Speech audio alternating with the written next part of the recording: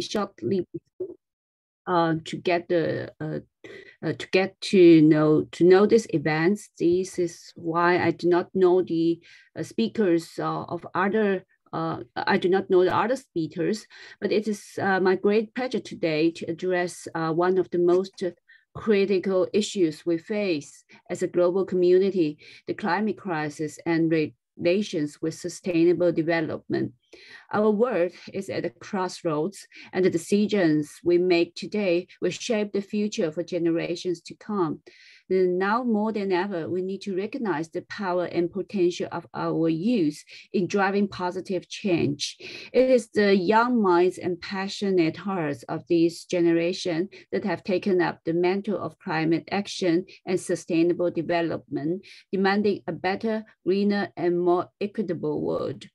Our planet is experiencing the consequences of centuries of unsustainable practices, from rising temperatures and extreme weather events to biodiversity loss and resource depletion. The effects of these changes are felt disproportionately by the most vulnerable communities, exacerbating inequality and threatening livelihoods. We must act swiftly and decisively to mitigate the impacts of climate change and create a sustainable future for all. In the face of these crises, the youth have emerged as a beacon of hope. They have embraced their role as change makers, organizing strikes, raising awareness, and demanding accountability from leaders and decision makers. Their voices have echoed through the streets, the classrooms, and the digital spaces, inspiring millions across the globe to take action and join the fight against climate change. The Climate First Eurasian Youth Forum is a good example, aiming to create a new wave of climate communication in Eurasia. It is our collective responsibility to support and empower youth in their endeavors. We need to create spaces for dialogue, collaboration, and innovation, ensuring that their ideas and perspectives are not only heard, but also acted upon.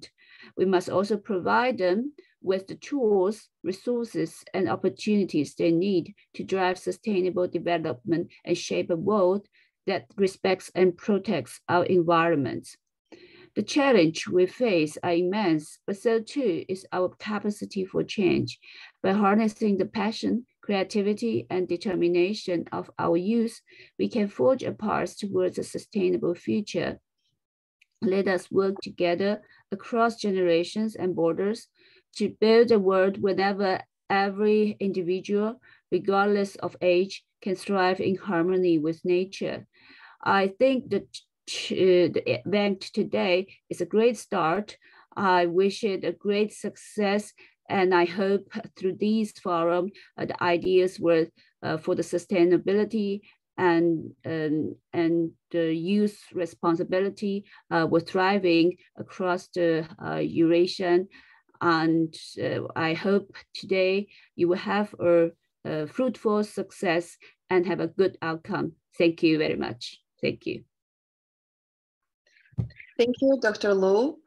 And now we would like to give the word to Sergei Vasilyev, Deputy Director of the International Institute of Energy Policy and Diplomacy at Moscow State Institute of International Relations.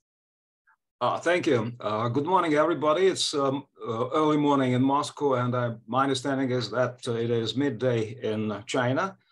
So thank you, first of all, the organizers of this event for inviting me and letting me make a presentation on the issue which I would like to raise for discussion at this session. And this morning, I would like to talk about sustainable development of hydrocarbons in the Arctic. So we all know that according to the experts, about 25% of remaining world hydrocarbon resources, both oil and gas, are located in the Arctic.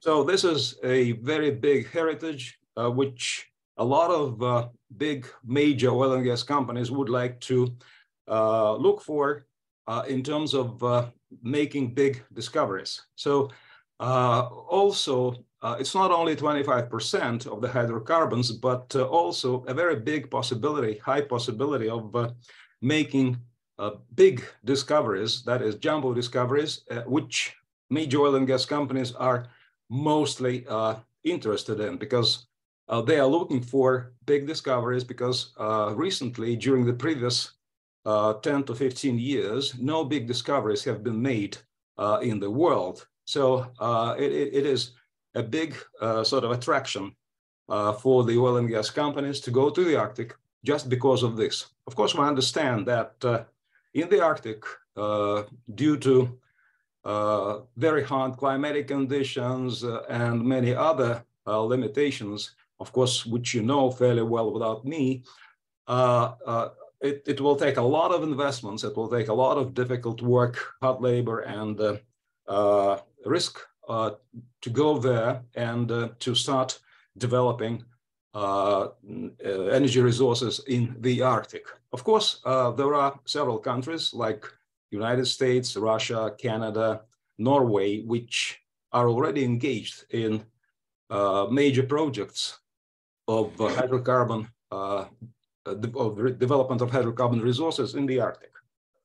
But of course, very broad development of the Arctic resources of hydrocarbons will not happen overnight. It will take a lot of time. It will take a lot of time to for big companies to raise money and to develop certain technologies which would lead to successful development of those resources. But what I meant to say in my presentation is that there is a big contradiction between the development of energy resources and the lifestyle and traditional economies of the small numbered indigenous peoples residing in the Arctic areas of almost all Arctic states. First of all, in Russia, then in the United States and Alaska, then in Canada, in Greenland, in Norway, in Finland, and other countries. And of course, this big contradiction is based on two major things. That is, when we produce oil, gas, and other natural resources of the Arctic, we produce non-renewable resources. So therefore, we contradict the usage of renewable resources by the small-numbered indigenous peoples. So the situation is as follows. So they are small-numbered because they live in full, complete, and comprehensive harmony with Mother Nature, and they actually base their livelihood on those renewable resources. And of course, we know their traditional economies like reindeer herders, sea mammal hunters, fishermen, and so on and so on. So the thing is that they rely 100% on renewable resources. But on the other side, on the other hand, production of hydrocarbon resources and other minerals in the Arctic produces a lot of negative impacts on the environment and actually adds to the climate change. And this is very bad for the small-numbered indigenous peoples for whom pristine environment, wild nature, and are key for their existence. So this is a matter of life and death for them. And therefore, there are certain agencies, well, of course, there are many agencies, but the most important of them who actually monitor the situation in the Arctic and monitor the situation with the implementation of the main or major principles of sustainable development are the Arctic Council and the World Bank. So actually, what I'm talking about is I'm talking about how to get rid of this contradiction between the consumption of renewable resources and non-renewable resources by the two sides. On the one hand, we as the so-called civilized sort of part of mankind use very widely and broadly non-renewable resources But according to the principle of sustainable development, to the principle of need, we actually have to do that, because otherwise it won't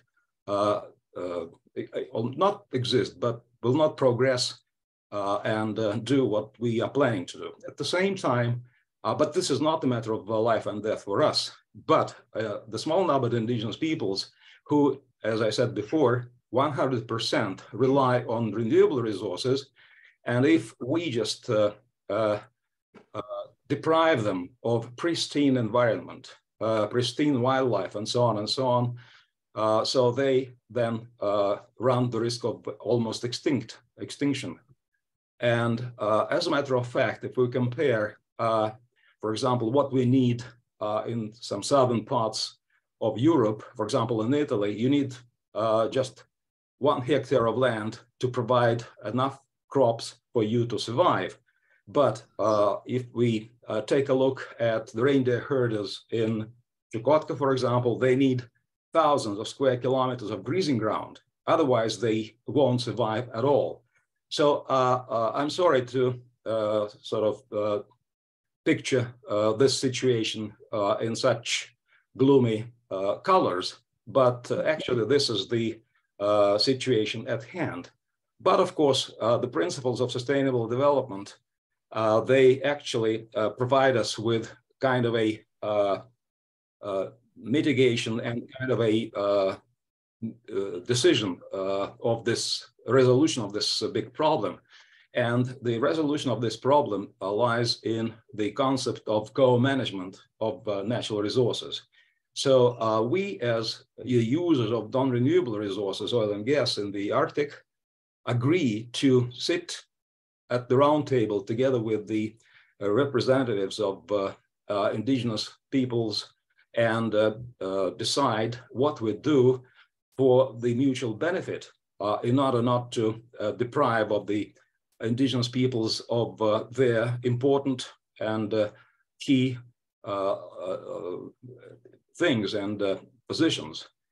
So, for example, we agree that we don't use any roads in the summertime, because if the cross-country capable vehicle just cross the grazing ground, so it won't recuperate for at least 100 years. And it can cause, this line can cause the case when the reindeer won't cross it and they will remain in the old position, so they will lose grazing grounds.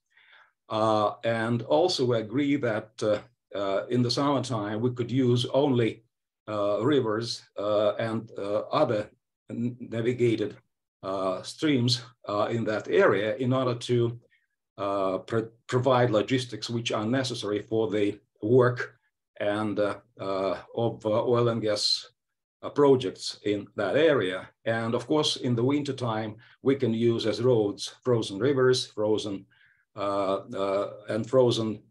of the grazing grounds, so of the tundra. So actually, and there are many other things which are part and parcel of co-management. So for example, almost all governments of all oil and gas producing countries, which are members of the Arctic Council, they actually have established some norms in their domestic laws, national legislation, of the so-called 30% of localization. That means that, for example, if there are projects implemented in the Russian region where indigenous peoples reside, so we have to employ at least 30% or 30% of the employees of this project should be from the local community. So therefore, we will also contribute to the development of the local community. For example, in other countries, there are the so-called impact benefits agreements and land claim agreements, for example, in Canada. So according to those provisions, the resource has to compensate the indigenous people's potential damage, which the company inflicts on the local environment and the habitat. and it has to assist the local indigenous communities in getting the instruments and all sorts of gadgets which they might need as reindeer herders, as fishermen, and in many cases, for example, in Russia, in Khanty-Mansiysk Autonomous Okrug, this assistance is in the form of building refrigerating facilities somewhere at the crossroads where the reindeer herders can put their reindeer meat, which is in excess, and also providing the so-called mobile repertoire, which do process meat, package it, and deliver to the market. And of course, in many cases, companies operating in those remote areas, they rely on reindeer meat for their canteens. So there are many ways. So these are just very few examples of how co-management can be implemented in real terms. And of course, the World Bank is another agency which keeps a very close eye on how companies implement their projects, because in the majority of countries, before you get financial support of your project or investment, you apply to the World Bank and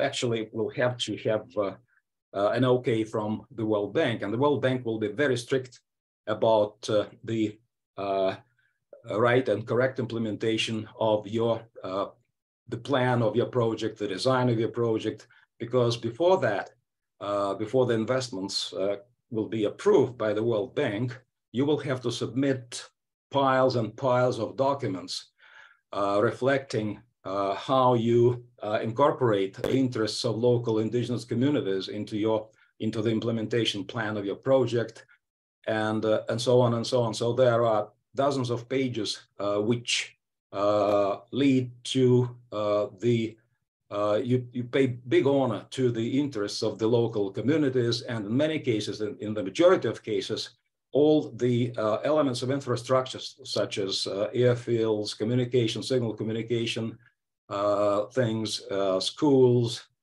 canteens, and other things, they are supposed to be used free of charge by the local communities, by the local indigenous small-numbered peoples. So this is the contribution which the World Bank would like to see on behalf of the oil and gas companies operating in the Arctic and in the areas of traditional land use of indigenous peoples.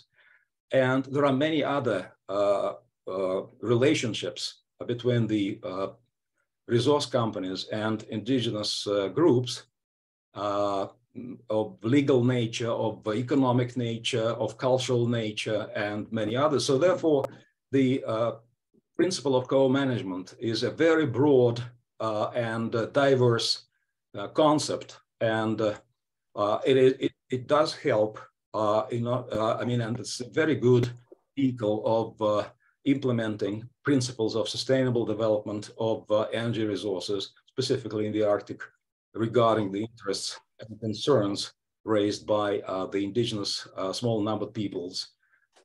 And of course, we understand that small-numbered peoples, mainly in Chukotka and in Alaska and in Canada, are pretty much the same. They're Chukchis and they're Inuits, Inuvialuits, and they speak one language. They speak the so-called Inuktitut language. So we have to take advantage of that they are sort of one big nation, though they are small numbers, but still. And actually, their cultural preferences and other things are similar. So therefore, we in co-management, of course, this is Canada, which takes the lead in the establishment of co-management principles in this area. But of course, we also do almost the same. Of course, we have a totally different approach and history of the development of small-numbered indigenous peoples in the former Soviet Union and in the Russian Federation. And of course, there are two different approaches. The former Soviet Union used to apply the so-called paternalism to the development of indigenous groups, while United States and in Canada, it's totally different. They are left for themselves and they have to decide on their own which track to take. It's a big difference, but actually the bottom line is that Russian indigenous peoples and their representatives physically are stronger, healthier, and so on. But of course, most of the indigenous communities in Canada and in Alaska are economically more independent and economically more proactive. So, for example, Canada, there is, sorry for it's not me causing this site. For example, in Canada, there is a big company called airline called Canada First, which was established by the small numbers of indigenous peoples, a group with the assistance of the World Bank and the financial support of the local big oil and gas companies of Canada. So this is a very good example, graphic example, how this cooperation and how this co-management works. And of course, this is a big and good remedy. So therefore, when we are concerned about the negative impacts which are produced by, anyways, no matter what kind of mitigation vehicles you take in order to and to reduce. Hello? And also to reduce the negative impacts. What I mean to say is that there are certain ways of implementing the principles of sustainable development, and there are mechanisms and vehicles at hand which will actually demonstrate that principles of sustainable development are applicable to the Arctic, and they should be the major ones. Of course, the limit of time does not allow me to dwell on this issue, but it can be, this discussion can be as long as hours and days and weeks, so to speak. But I suppose that I have tried to discuss with you the gist of the matter. So I'm ready for questions, and I would like to entertain them if any. So thank you for listening. Thank you, Professor Vasilyev. It was a very interesting topic you touched. And Camilla, if there are no objections from the Chinese part, of the discussion, my suggestion is that we put all the questions to the end of the meeting. Otherwise, we will not follow our time schedule of the conference. What do you think about that? Yes, I totally agree that we can have a question-answer section at the end. But if I'm not mistaken, that Sergey Vasilyev is going to leave because of time and his schedule. Okay, so then it will be exception from the general rule. And then if there are any questions to Mr. Vasilyev, please give them now. Yeah, yes. Thank you for just answering my concern. Thank you. Right. So if we have any questions. Actually, I have one. Okay. So I would like to raise the question about institutional instruments right now that we have in Russia that can attribute to the communication and having the feedback from all indigenous communities in Russia, because we know that we have language boundaries, we have just some obstacles in this way just to build efficient communication. So yes, what is the institutional? Okay. I don't understand your question. So thank you for your question. So my answer is as follows. So we have two major institutions in which we get feedback from the indigenous groups, indigenous minorities, both in Russia and as well as from other countries.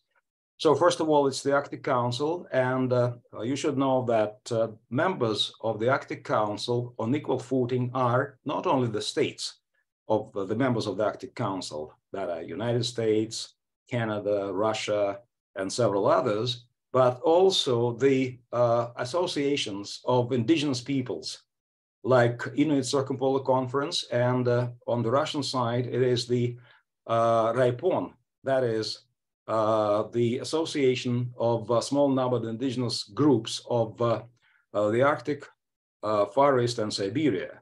So actually, these are official organizations, and RAIPON is very active, and they have sessions in regular terms.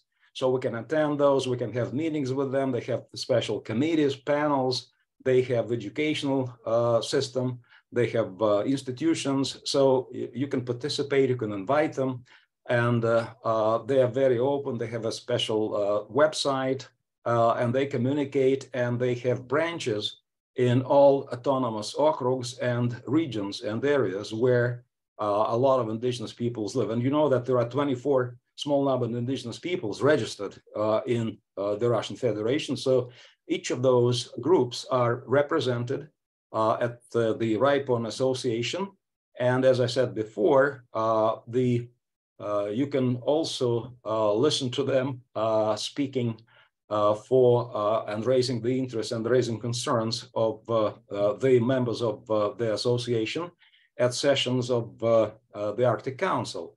So, and they communicate within the framework of the Arctic Council with other associations like themselves, and also they cooperate with the Arctic Council working groups. So this is my answer to your question. Yeah, thank you so much. Mm-hmm. So and now, thank you, Mr. Vasilyev again, and Camilla, thank you for your questions. So I'm happy now to introduce Professor Jurgens from MGIMO. Professor Jurgens is the head of the Center of the Sustainable Development, which was established in 2021 to face challenges with the research and professional education in the sphere of sustainable development. So Mr. Jurgens is deeply involved in the Russian, I'll say, research work in the Green Agenda, participated in all COP conferences, and now I'm happy to give this floor to him with the to share with us the ideas, what is the agenda of Russia coming to Dubai. Mr. Jurgens, the floor is yours. Thank you very much. Great honor and pleasure to participate in such event. It's in a way a landmark because our cooperation with Chinese colleagues is very important, and I will try to say in my short introduction why. First of all, I was given the task of up-to-date picture of what's going on in terms of the Russian program of sustainable development and decarbonization. By way of introduction, I should say that Soviet Union and Russia participated in the process from the very start. If someone remembers, back in 80s and 90s, United Nations created a special commission on the development, future development of the Earth. And it was led by the former Prime Minister of Norway, Mrs. Brundtland, and the Soviet Union participated very, very actively. And in Gorbachev's period, in the end of the 80s and 90s, a couple of sessions of this Sustainable Development Program was held in Moscow. And they formulated the preface, sort of those 17 principles of the sustainable development, which was later adopted by the United Nations. But to cut the long story short, Russia, which definitely had different priorities after the collapse of the Soviet Union, joined the process very actively after the Paris peace agreements in 1915.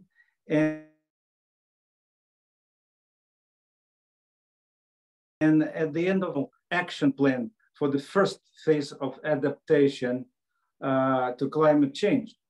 In November 2020, presidential decree on reducing greenhouse gas emissions was issued, and it established a midterm plan and a goal of reducing emissions by 70% from 1990 levels by 2030. And in July 21, we had already the federal law on limiting greenhouse gas emissions. It was signed.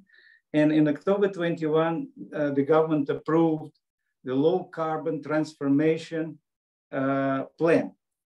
I would like to say that our analysis of the Chinese policies in this respect showed that Chinese People's Republic was much more structured, systemic, and centralized in the same thing.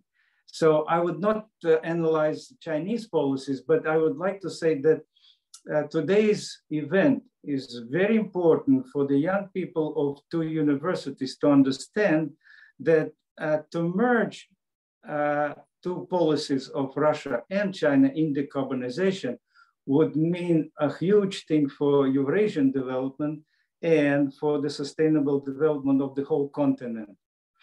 To support the vision of this free carbon and sustainable development on the continent, in February 21, a pilot project, national pilot project was launched to establish carbon test sites in several regions of the country. And according to this law on conducting the experiment, this is the law. That means that all federal agencies has to abide and to help to execute the law. Part of the law was a project, huge national project, which we follow with great interest and attention. Sakhalin region, the main goal of achieving carbon neutrality on the island was settled by 2025. Project is designed to last for over 6 years, includes the systematic synthesis of the results. The region was established, a carbon regulation in the region. We have established a carbon regulation system for major emitters who must submit a verified report on emissions by July 1st of this year. And based on this report, annual quotas will be determined for each participant. Important as it is for the Sakhalin, which is a very interesting island with a lot of oil and gas resources on the one hand, huge forest resources, which is the adaptation and very important instrument for neutrality in terms of absorption. But the most significant part of the experiment is the establishment of a national carbon market. With the law's entry into force, national registry of carbon units has also been established, and the Moscow Stock Exchange held the first carbon unit trading at the end of September 22. Sakhalin region was the seller in the first transaction. We were behind China from this point of view. China established it much earlier. It tested it in different jurisdictions, including Hong Kong. And from this point of view, we're taking the examples of China in terms of both regulation, financial instruments, and different other law enforcement. And it's very important, again, that we should exchange further. In 2019, the national project Ecology was launched. It aims to implement a wide range of measures for the green transformation of the Russian economy with a planned extension until 2030. Each federal agency, each ministry, each oblast, that is to say, each subject of the Russian Federation has its own plan of clean air, emission quotas and modeling, and so-called closed loop economy. efforts has been made by the government to promote renewable energy with increasing interest in hydrogen and biofuel. Hydrogen is very important for Russians because Russia has a lot of water resources, which is important for hydrogen, which is 100% carbon free, as you understand. So Russia has a lot of electricity. Russia has a lot of water. And from this point of view, Russia claims that it can substitute 20% of the world market of oil and gas, which is being limited and probably should extend by 2060 at all, as an energy, not as a product, but as an energy. And hydrogen can substitute 20% of the world production. I mean, Russian hydrogen. From this point of view, it's very important. At the same period, a green taxonomy has been developed to provide systemic financial support for this ESG transformation. Again, we lagged a little bit behind Chinese Republic, but at the same time, taxonomy is developing. In 21, the government approved the acts on green taxonomy, on the criteria of green development projects and requirements for the verification system. So the Central Bank of the Russian Federation, as a mega regulator of the financial sector, has become an active promoter of sustainable financing tools. Over the past 3 years, Central Bank has issued several newsletters on this topic. The industry is also showing its willingness to develop this promising direction. ESG agenda, including its climate component, has become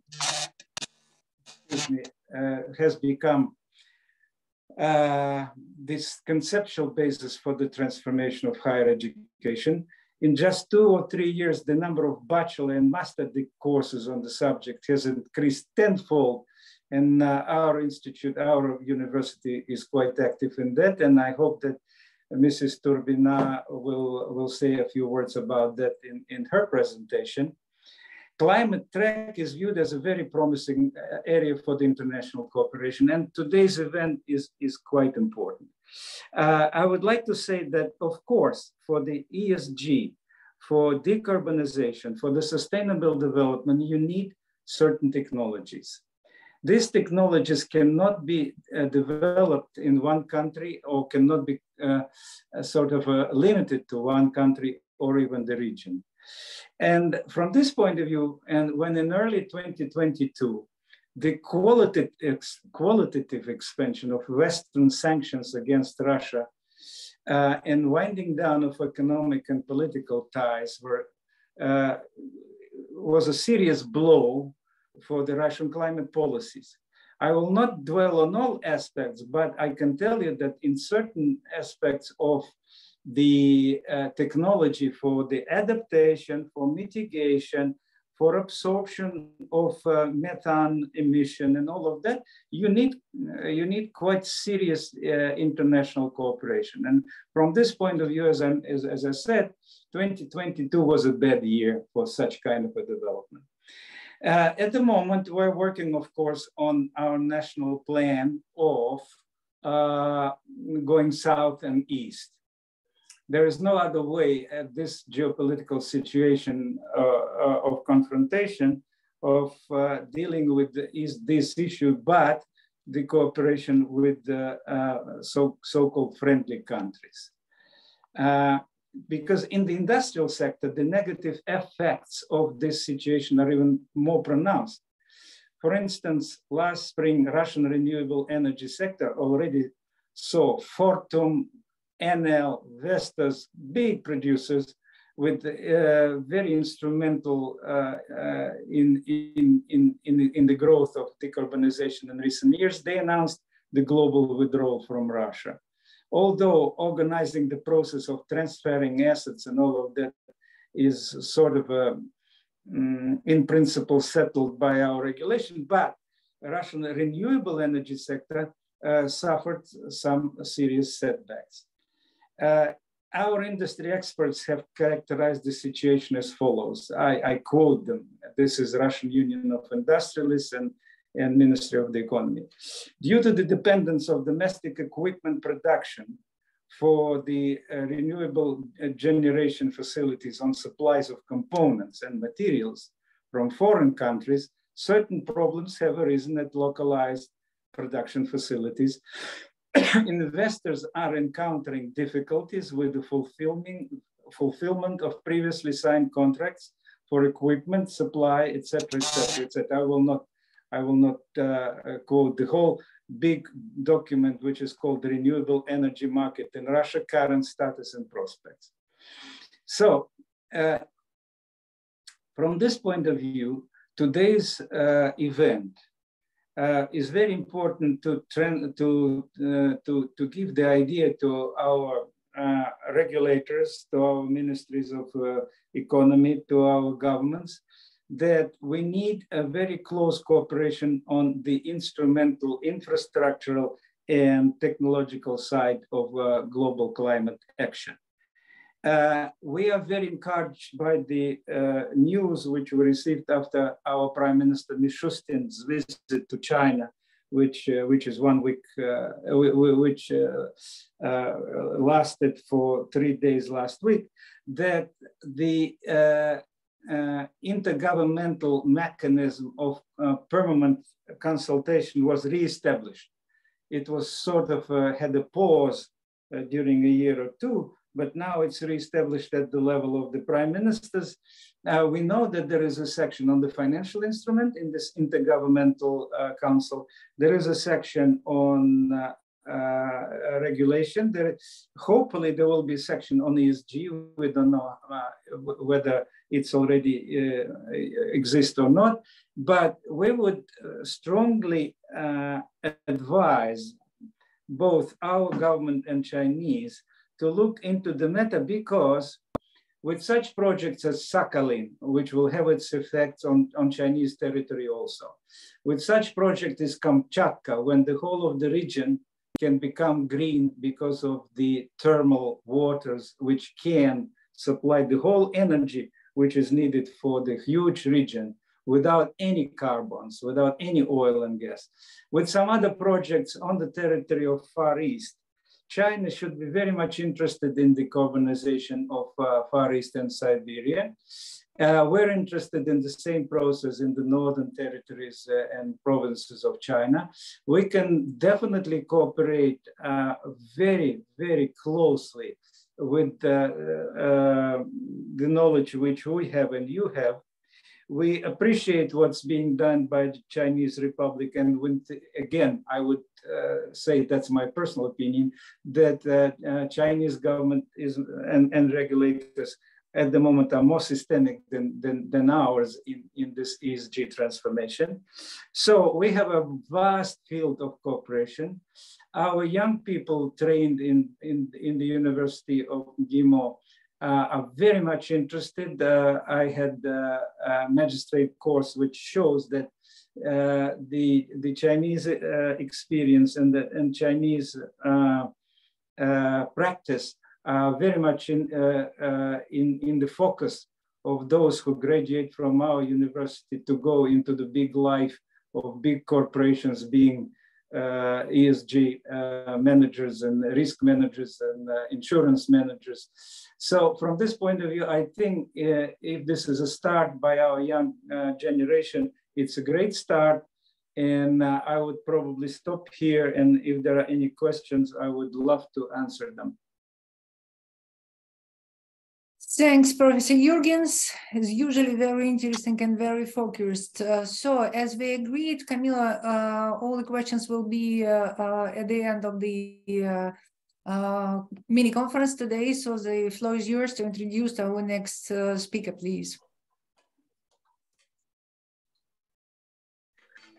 Thank you, Professor Igor Jurgens. And now I would like to introduce one of the youth climate leaders, president of the Student Association of Belt and Road Initiative, member of Impact Team 2050 of Rosatom, PhD candidate of Tsinghua University, Xie Zongxu, please, with the topic Impact of Compound Extreme Events on Terrestrial Ecosystems and Responding to Nature Seas, Nature-Based Solutions.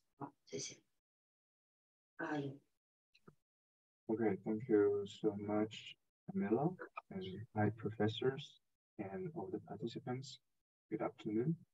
My name is Zongxu, and right now I am a PhD candidate at both Tsinghua University and the University of Oxford in the UK. And currently I'm based in Hong Kong. I just heard that Professor Ignor just mentioned about the collaboration between China and Russia. You know, like the Hong Kong is also a very important place recently for the collaboration. And recently we'll notice that the Prime Minister just come to our university recently, and we found it is really a very, very proper time, or in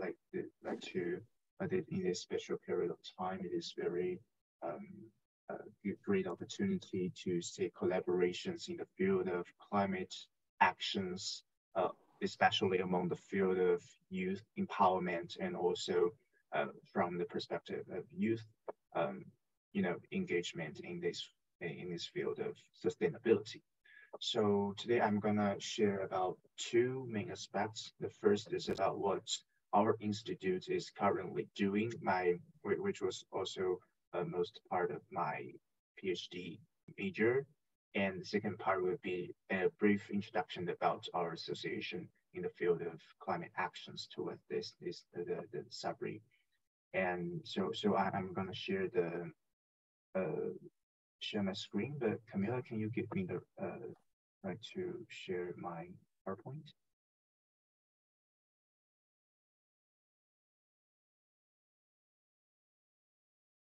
Can you share it now?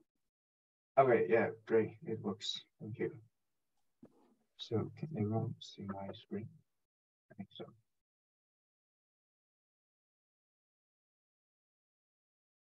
Can you see my screen? Yes, we can see it.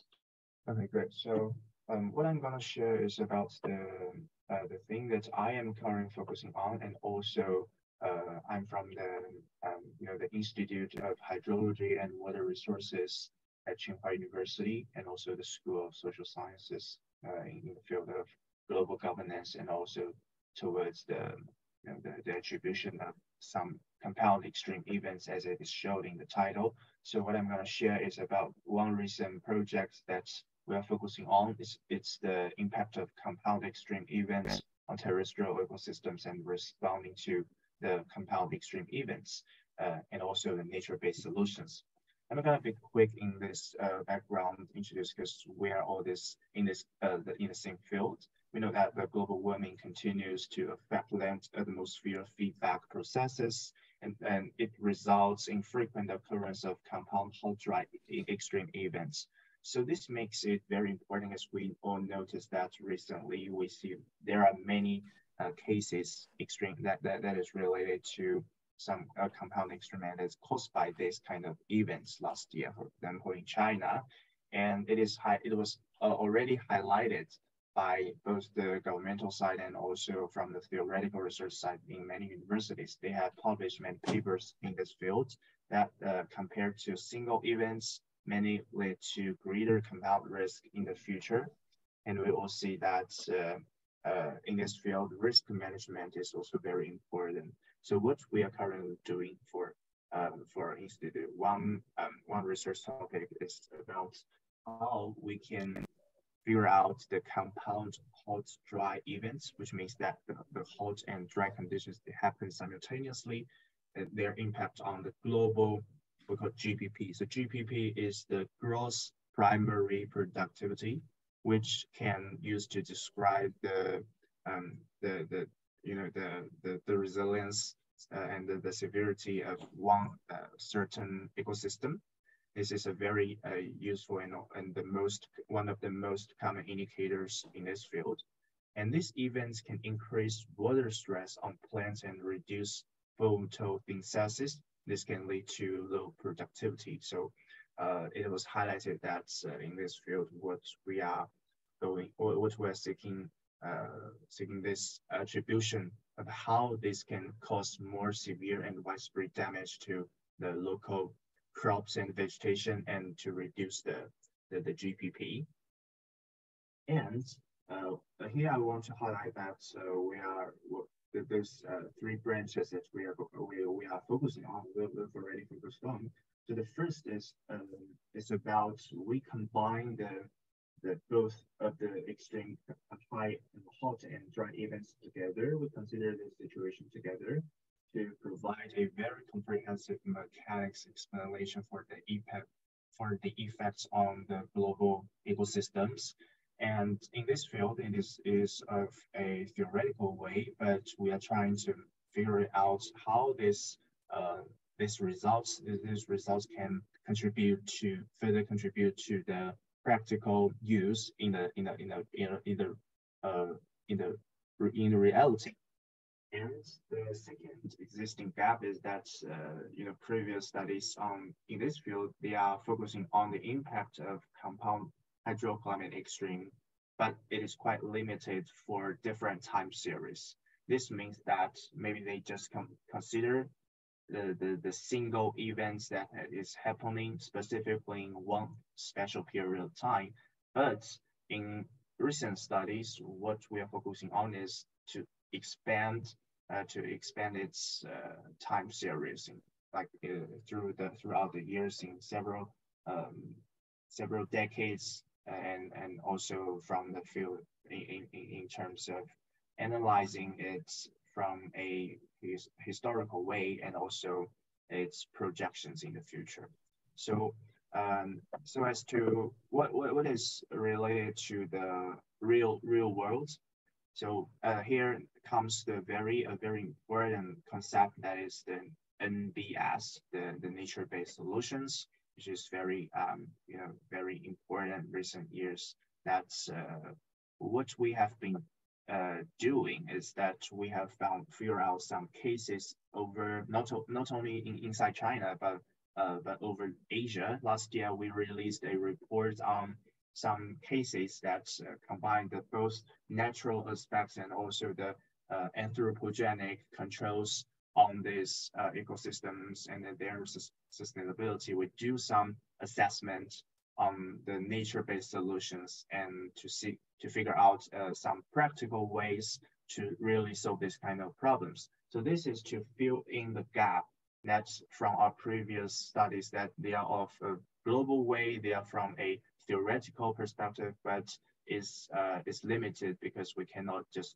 directly use the results to solve the problems in reality. So this is to fill in the blank that we can also consider the human hydrological activities to interact with the natural ecological environment and their interactions with social factors and also with economics in such kind of fields.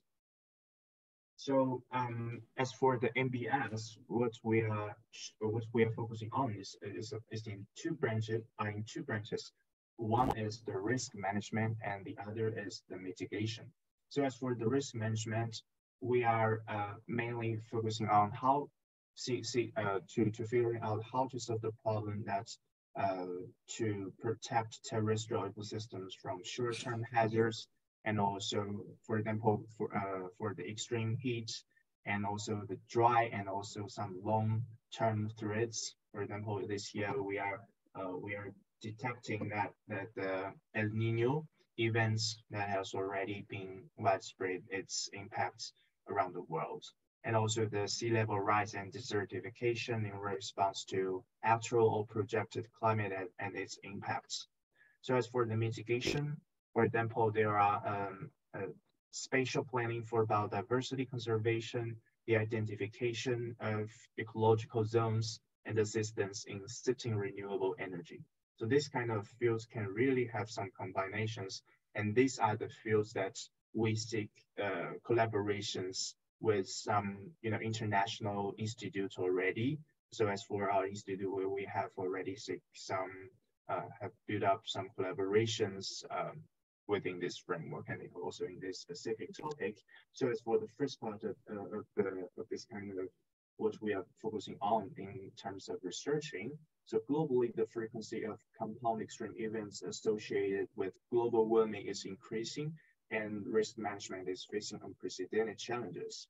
And the historical patterns and future impacts of compound extreme events on terrestrial ecosystem productivity and resilience and crop yields require much more attention. And last year, we also sent a group of youth delegation. I'm also a member of the youth delegates to COP27 in Egypt. And we are trying to figure out, we still notice that there is still a gap between the theoretical research and also the practical, in reality. So this is the way, that's one of the ways that we are figuring out that the MBS can be an effective solution to mitigate the compound extreme events and, synergistically address mitigation and risk management challenges. And this, I will give me more some time. I would like to further introduce my association that's towards this kind of field. Actually, we are the student association of the Belt and Road Initiative.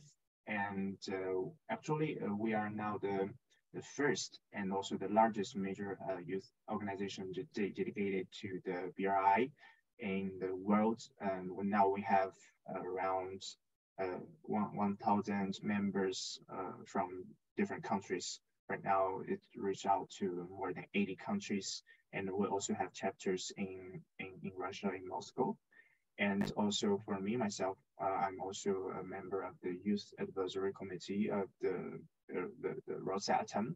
And next month, we are also going to Russia, to St. Petersburg, to seek more collaborations, more potential collaborations. And our mission is to promote comprehensive cooperation and in-depth exchanges concerning BRI among youth around the world, and to interact with influential scholars, successful entrepreneurs, as well as key policy speakers, and to voice their opinions on BRI from various perspectives, and to participate and develop insights into BRI issues, like from historical heritage to contemporary reality.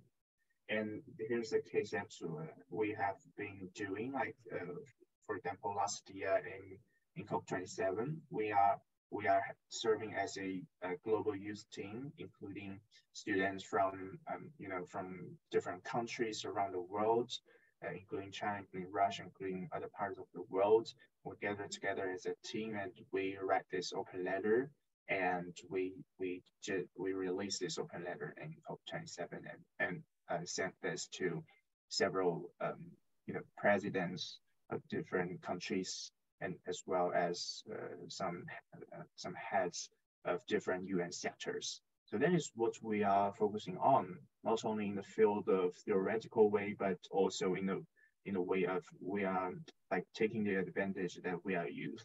We have the energy. We are in different majors, and most of us are also based on the campus. So we just use our strength.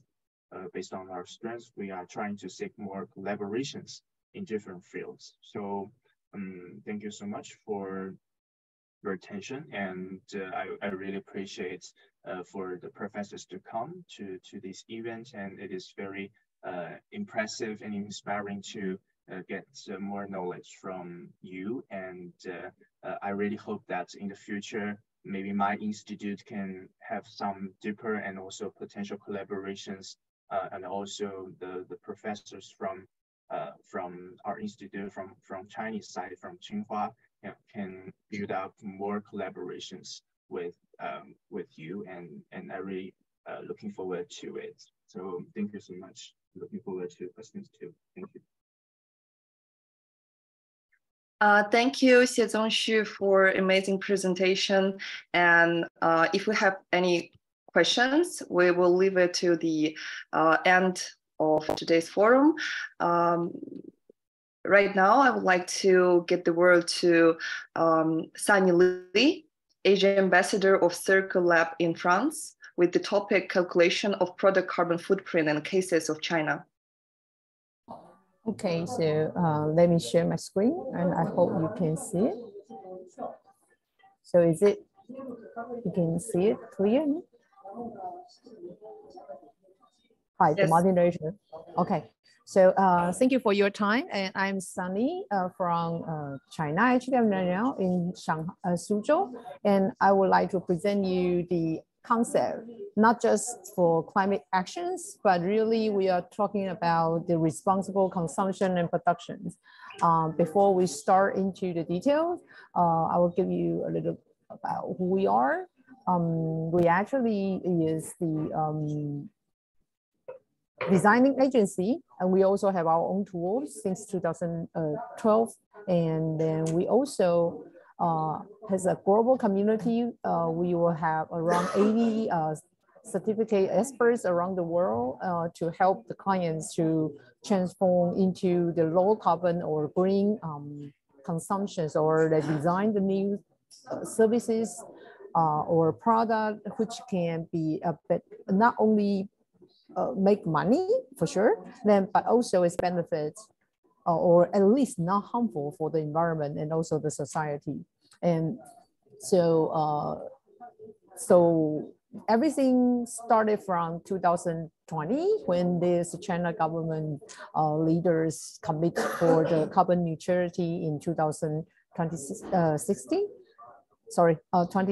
And so that's why after that in China, there will be a lot of like movements that talking about how can we do that. But of course, for the previous speakers already talk about the carbon-based solutions and all these things. But then to consumption field, they also agree kind of like new chains for promoting the green consumptions, started from the government levels. So they issue several of the policies which encouraging the kind of suppliers, or you can say the brands, or also for a lot of like individuals, they can, you know, when you spend the money, you can also decide what kind of features you want.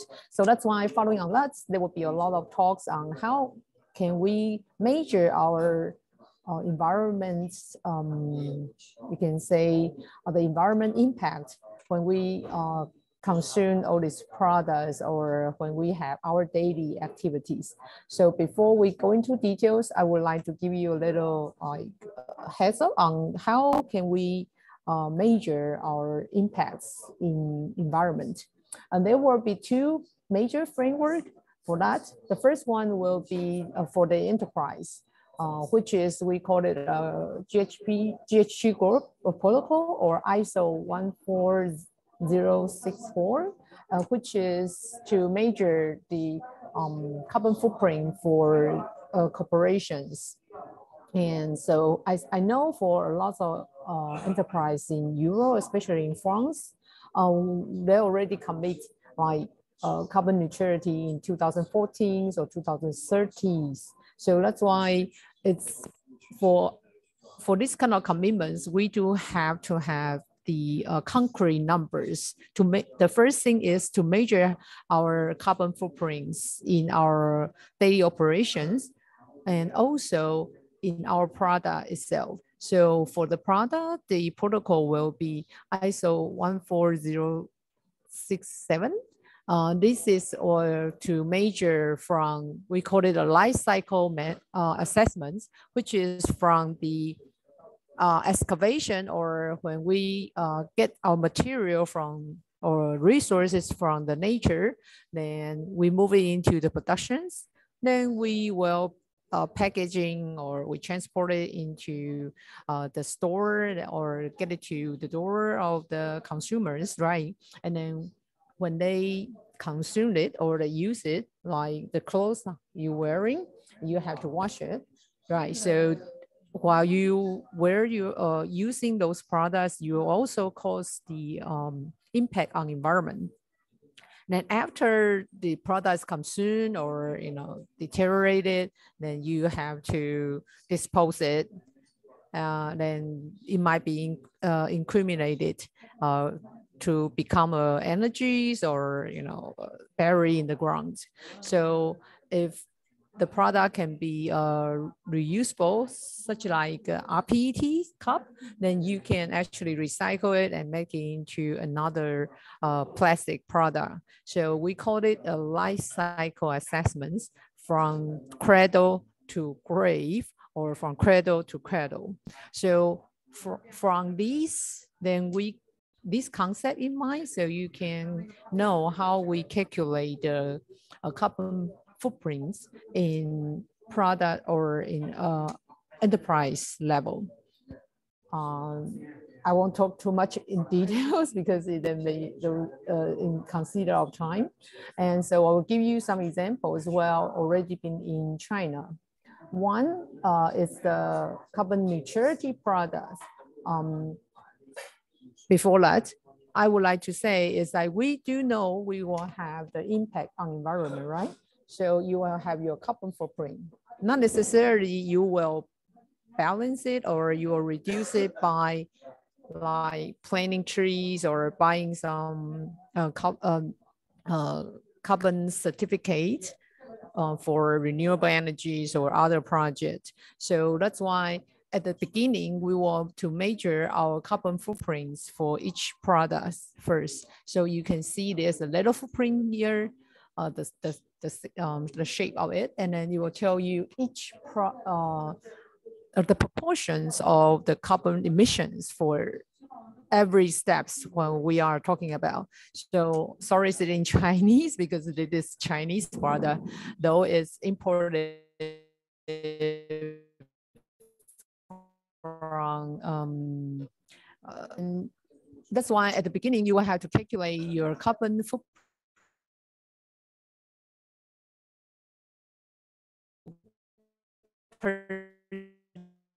purchase the carbon credit. Once you even it out, you will have the logo to say this product is carbon neutral. So this is one Chinese company which has already been like 15 years in here, and then they strive to do that almost in everyday product. So instead of the cocoa, which is like, girls like chocolate, right? And instead that this, they also Chinese product, we call it nian gao when you eat that to celebrate the New Year's. And so they will have that also the carbon footprints telling you how much carbon emissions for each proportion of the product. Then they will purchase the carbon credit to even it. And then even 粽子, like, the Dragon Ball festivals is coming. So that's why they will promote this kind of carbon neutrality product as well. And so you can also scan the QR code to check how they calculate it, and also how they balance balancing out the carbon emissions. And this is the very mature product already. They've been doing that for a couple 3 years almost. And then the except of the product itself, now they also have like a shopping mall. They can also purchase the carbon credit to kind of reduce or even it out their carbon emissions.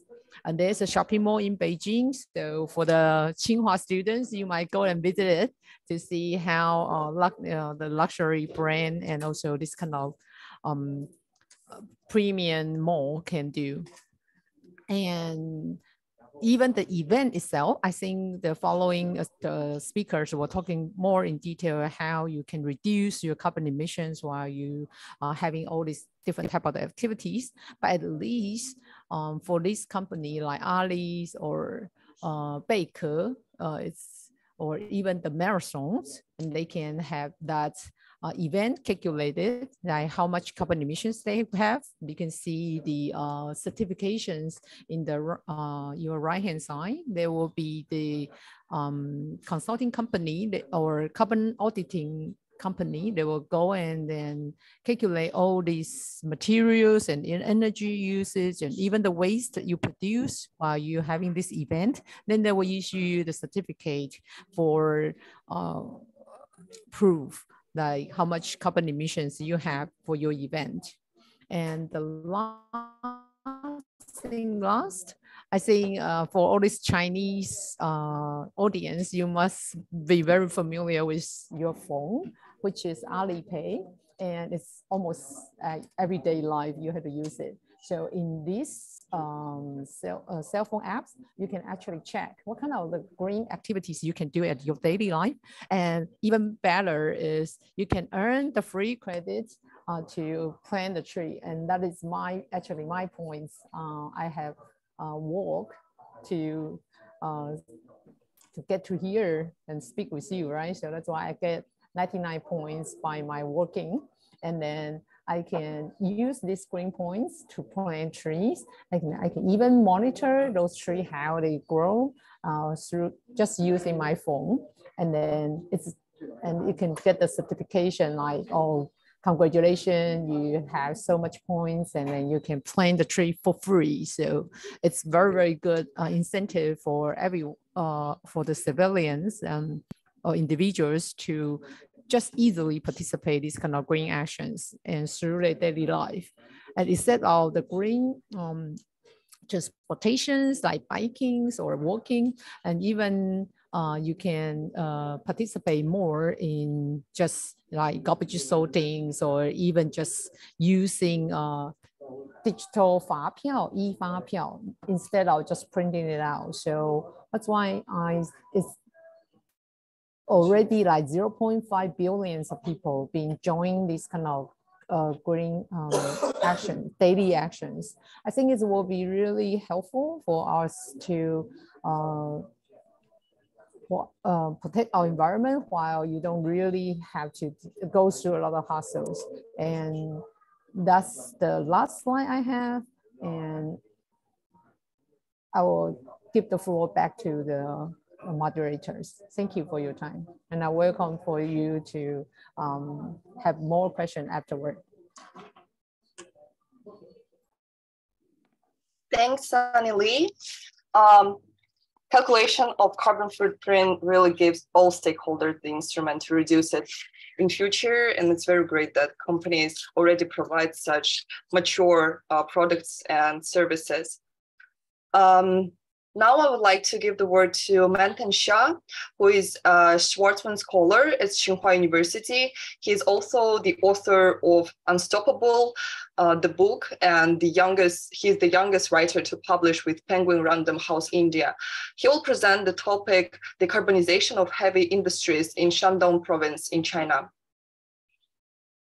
Thank you so much, Camila, for the invitation and setting up this amazing conference. It's going to be a tough act to go after all these esteemed speakers, and each session was super informative. Hello again, everyone. My name is Manthan. I'm from India, and like 60% of India still runs on coal. And when I came to China for the Schwarzman Scholarship, I was curious of how India, my home country, could learn from China in terms of decarbonizing its heavy industries. And that's what led us to collaborate with World Economic Forum to study the province of Shandong and how do we decarbonize its heaviest industries, including steel, cement, carbon, and chemicals. So I'm gonna quickly share a slide deck with you. And I know the time limit is only 10 minutes.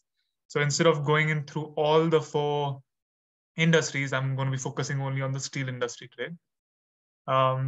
This project has been a collaborative effort with me and like 4 other Schwarzman scholars. So all the credit goes to them. Also, at any point, like feel free to stop me and ask questions if you feel like it. So we wanted to understand what are the pathways to decarbonizing the heavy industries, steel, cement, aluminum, and chemicals in Shandong. And as you know, like industrial sector accounts for 40% of the global emissions, and China is one of the most like heavily biggest, it's the manufacturing unit for the world. So it accounts for 1/3 of the global emissions and 23% of its emissions through industry. Within China, Shandong is a province which is like as we will see, it's the third largest producer of various minerals within China.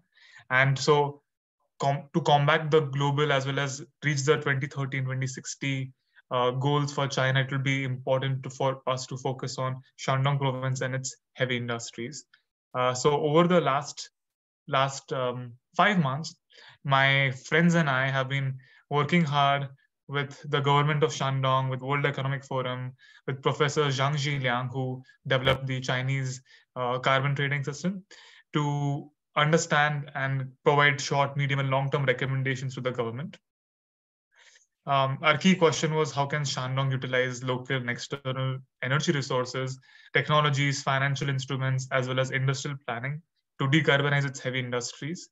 And within that broader question, we had like various sub-questions, including what is the current status and challenges in Shandong, technological, financial, and policy level options available for decarbonization in Shandong.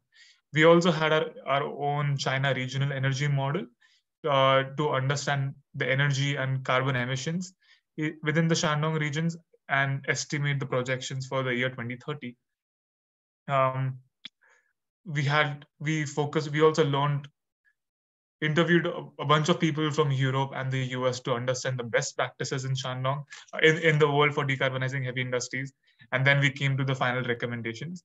So because of the time constraints, I won't get into the CREM model or all the other industries. I'll focus only on steel. So as steel industry currently contributes to 9% of the global emissions, and by 2050, the global demand is still going to be increasing. So we cannot live without steel.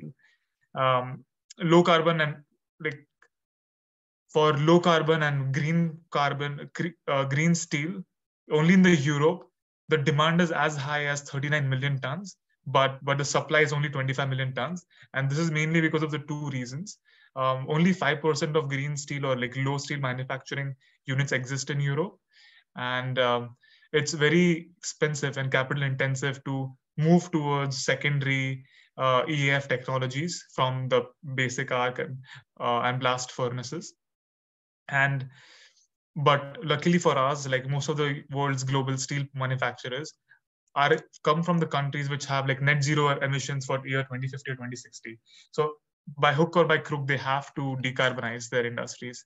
Now, when we come to China, China is not only the biggest producer, but also the biggest consumer of world steel, with 56 and 56% consumption and production, respectively.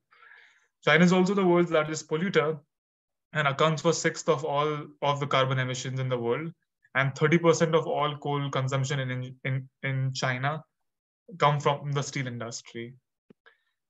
Now, within China, Shandong is especially important because it's the third largest producer of the crude ISI, iron and steel industry, accounting for 7.5% of the global output. Oops. Can you still see my screen? Yes, we can see it. Oh, sweet. But the biggest barrier for decarbonizing the steel industry in Shandong has been that it is like fuel substitution, promoting CCUS, which is carbon capture, utilization, and storage, has been difficult. Thus, because of the COVID and like general US-China trade wars, the steel prices have been super volatile. Secondary steel manufacturing, which is EAF, requires scrap, and there have been a huge shortage of scrap in China. Development of short process steel making in the arc furnaces has been low due to the volatile price and availability of scrap within Shandong. And like there was a huge gap in literature for information on Shandong. So we were very lucky to have a high-level discussion with the government officials in the Shandong province, and they were kind enough to walk us through what are the best practices that they're using for their decarbonization process. So after talking to the government officials in Shandong, industry experts and representatives and teachers from big universities within China, as well as American and European counterparts, we had a few general as well as China-specific recommendations. So in terms of general recommendations, the best practices in the world start with always improving energy efficiencies. So the whole steel manufacturing process, the energy efficiency in this is only nearly 50%. So like half of the energy that is put in gets wasted throughout the process. So it is important to not only become more energy efficient, but there are more newer technologies like Finex, Corex, and coal-based HYL processes that can be adopted for higher energy efficiency. Secondly is improving material efficiency. So like one of the easiest ways to decrease carbon emissions from steel is to use less steel. Therefore, in making the steel products lightweight, extending the lifetime of the products, intensifying the use, increasing the recycling rates, remanufacturing, and reusing have been a few core routes that like global best practices have taken. Europe has been a great example of this, and they have top-down regulatory frameworks to increase the life cycle, as well as very strong regulations for automobile industry in terms of increasing the material efficiency. Third is increasing the scrap procurement. So like the carbon footprint is only 10 to 20% of secondary steel methods as compared to the first primary steel method, which is basic blast furnaces or basic arc furnaces. Finally, it is to accelerate the use of high technology such as CCUS, so on and so forth. Now coming to Shandong specific recommendations, after our research, we came to short, medium, and long-term recommendations. So the first recommendation was definitely to increase energy efficiency and technology restructuring. So within the Shandong, we realized that only 10% of the carbon reduction is available via increasing energy efficiency. So we need to firstly consolidate the industrial production indexes. So that would mean like, shutting down the lower efficient manufacturing, steel manufacturers, or making only the two of the biggest steel manufacturers in Shandong should have 80% of the steel production capacity. And the second was to increase the adoption of technologies. So these technologies would include three things. Firstly, it would be better monitoring or control technologies to increase the efficiency. Second would be to use the power generation for byproducts and waste recovery. Thirdly, it would be upgrading the more efficient equipment and retrofitting older producing materials that would be crucial for this process. The medium-term solution that we came for the recommendation to Shandong was increasing the scrap procurement in China and Shandong. So China is one of ranks very low in terms of procuring scrap. That is because China is right now in the later stage of industrialization. So they don't have domestic scrap enough, which comes from old buildings or scrap machinery, because they're still industrializing. So they need to increase the import of scrap steel. So there our three recommendations were to improve the import of high quality steel from other countries and not just rely on Korea, South Korea, and Japan, but move beyond in Latin America and Europe to import high quality of steel. Secondly, the domestic procurement policies could be increased. So Shandong province could start importing more scrap from other provinces. So here the trading a more sophisticated trading model for scrap would be essential for Shandong. And finally, it would be to promoting establishment of steel recycling facilities, which is now currently very at the nascent stages in the region. The last two recommendations have been to relocate facilities of steel production from Shandong to other places. And this also meant from relocating from Shandong to Yunnan, which has higher hydroelectric power and more abundant and cost-effective renewable energy sources. And the last was to increase the disruptive ultra-low technologies, such as CCUS, DRI-EAF, and hydrogen-based steelmaking processes. So our research went on to further explore key practices for all the four industries, and as well comparing them with the case studies with European Union and United States. And those, like on a high level, the model that we ran, CREM, highlighted that like at the current stage of production, China, like for steel and aluminum industry in particular, China might be unable to reach their 2030 peaking goals if these recommendations are not utilized.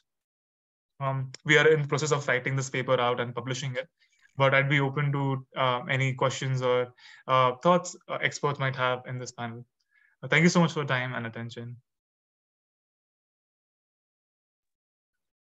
Thanks, Manton, for sharing such a deep expertise. And we hope that instruments and technologies will help us to decarbonize heavy industries in future globally. I would like to ask Kapitolina Turbina to introduce our next speaker, please. Thanks, Camila. So our next speaker is a young researcher from our special bachelor program for the climate regulation and environmental management. And her topic is ways how carbon regulation can promote decarbonization in the energy sector, some examples from Russia. So, Polina, please, the floor is yours. Yeah, thank you for introducing me. Today, I'm going to speak on the topic of how carbon regulation can promote decarbonization in the energy sector. And we will look through the case of one Russian company. So, a minute. Let us begin with a little introduction. So I should say that the carbon intensity of electricity has fallen to below 500 grams of carbon dioxide equivalent per kilowatt per hour globally, which is definitely a good thing. But generation accounts for around 42% of global carbon dioxide emissions. So in fact, this is one of the key indicators in the process of addressing climate change.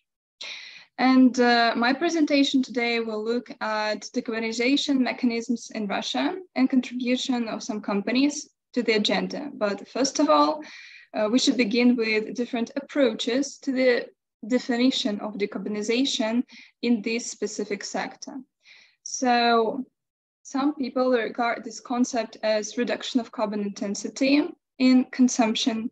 Some people regard it as reduction of CO2 emissions as an end state or indicator, or, which is more common, the decarbonization is named as the process of reducing carbon dioxide equivalent or greenhouse gas emissions as transformation of the economy with a focus on the specific energy system.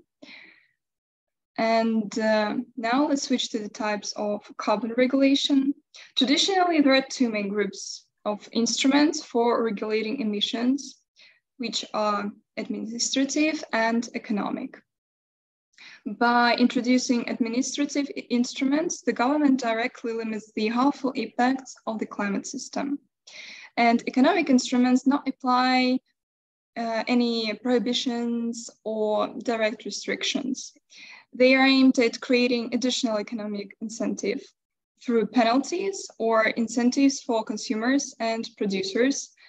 For example, the producers of from heavy industry, so dirty products. And Russia definitely has so far more economic measures, as more administrative measures. But there is still a lot to incentivize the transition to carbon neutrality. They're also imposing pollution charges. It is like the PGU tax, and laws limiting emissions for large companies and different industry standards. And among the economic measures, there is a pilot project in Sakhalin, which has already been mentioned today. And this project should be base a prototype for a carbon market model in our country.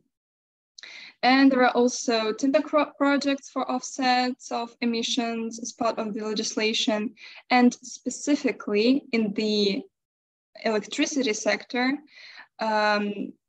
where the switch to renewable energy sources is extremely important.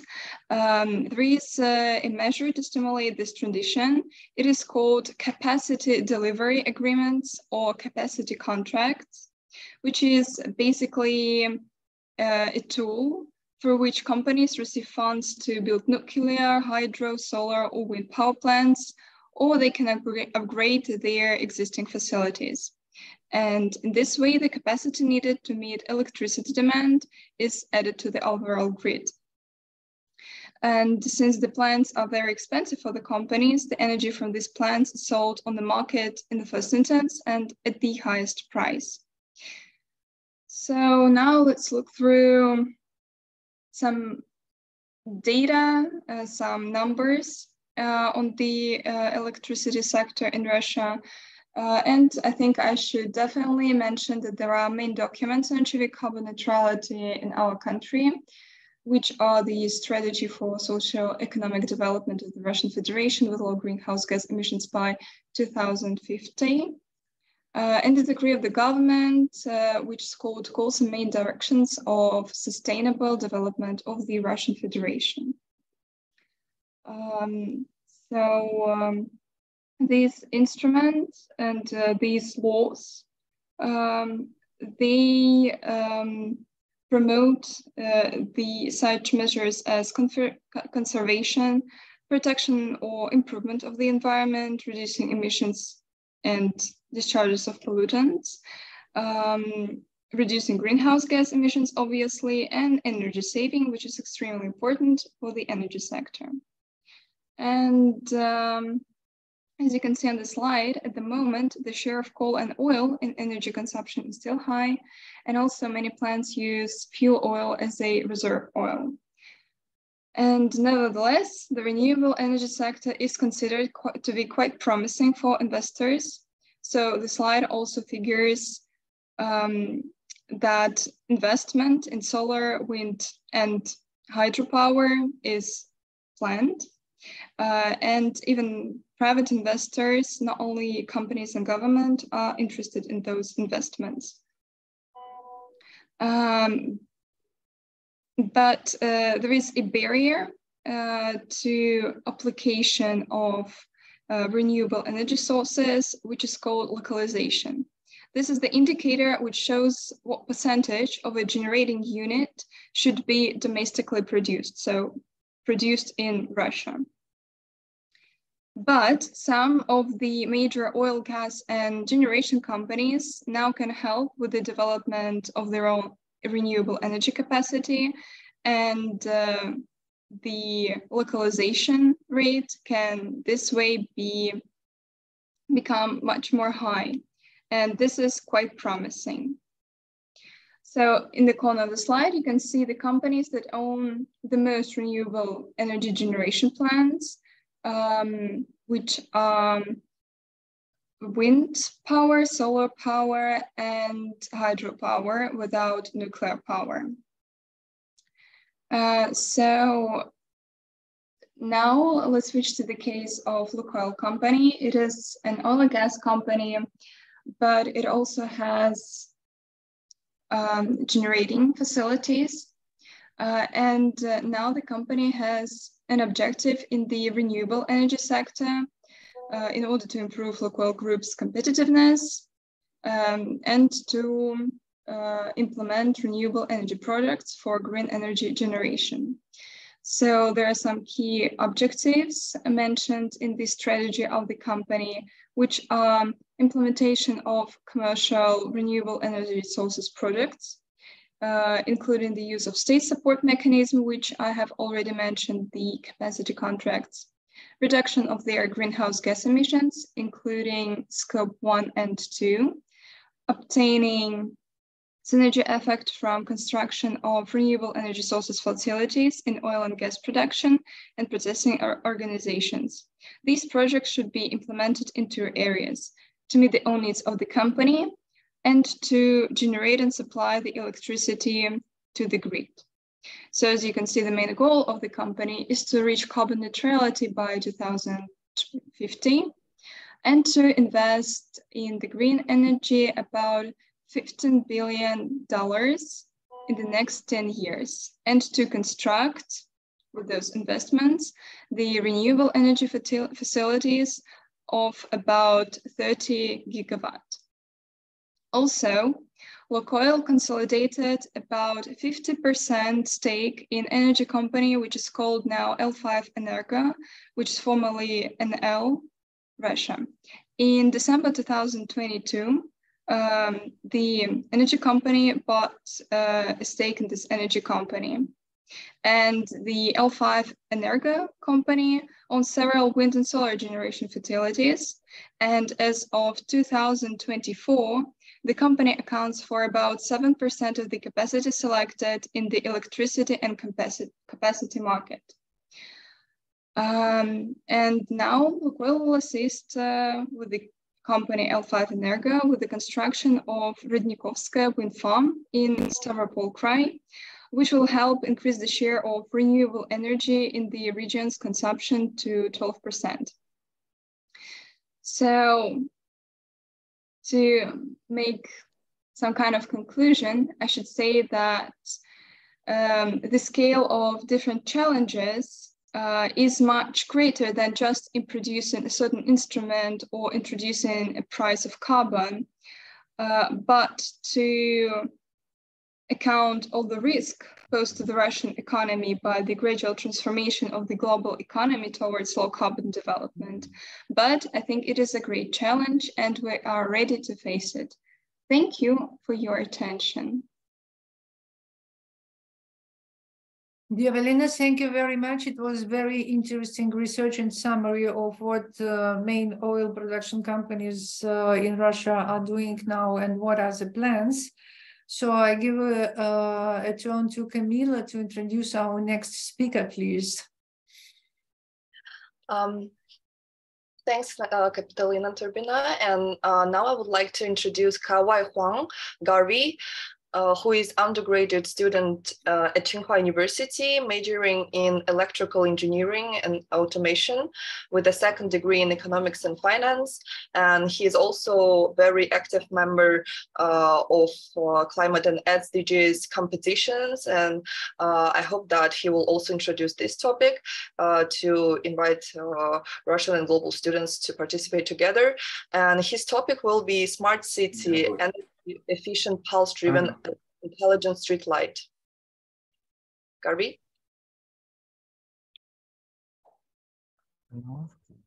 For being such an excellent host and inviting me to to share my thoughts on this great forum. Hi everyone, professors and fellow participants. Greetings from Beijing. I'm Garvey, a freshman undergraduate at Tsinghua University. And today I want to share something really cool with you. It's all about our fantastic product from last year's Open Hack, the smart street light. This baby is not your ordinary street light. It's an energy efficient, pulse-driven smart street light. That is going to blow your mind. I hope it inspires you with some innovative ideas about smart cities and energy conservation. Now, let me introduce myself as the project leader of my group. I come from multicultural background, Portuguese and Filipino roots, and I completed my high school education in Macau. I've had the privilege of gaining international innovation experiences and perspectives. I've been fortunate to win over 30 gold medals from fairs and shows in different countries, and it has allowed me to connect with some amazing people and access valuable resources. So our project also has some incredible partners like the Macau Invention and Innovation Association, and International Development WIPA, IBS Global, and Pujam Information Technology. company. So before we dive into the details, let's set the context. So our product draws inspiration from the concept of smart city. We've incorporated cutting-edge technologies like AI, IoT, and 5G infrastructure. This integration enables us to doing some smart street light, not only to provide lighting, but also to offer a range of services and work to the public. It's all about leveraging technology to make our cities more smarter and more efficient. So the street lighting market needs a makeover, and that's where our smart street light comes in. We all know that the traditional street lamps are often unreliable, leading to poor security for pedestrians and road users. Due to power outage and more functional bulbs on top of that, their constructions and maintenance costs are quite high, adding to the financial burden. I mean, not to mention the energy consumption issue, which contributes to the carbon emissions crisis we face today. So how does our intelligent street lamp revolutionize the street light market? Well, for starters, our smart street light features a pulse LED driven module. And this means that when you compare it to regular sodium vapor lamps, you'll immediately notice that how much brighter it is. And guess what? This will be increased brightness also translates into improved energy efficiency as well. We see in the upcoming slides.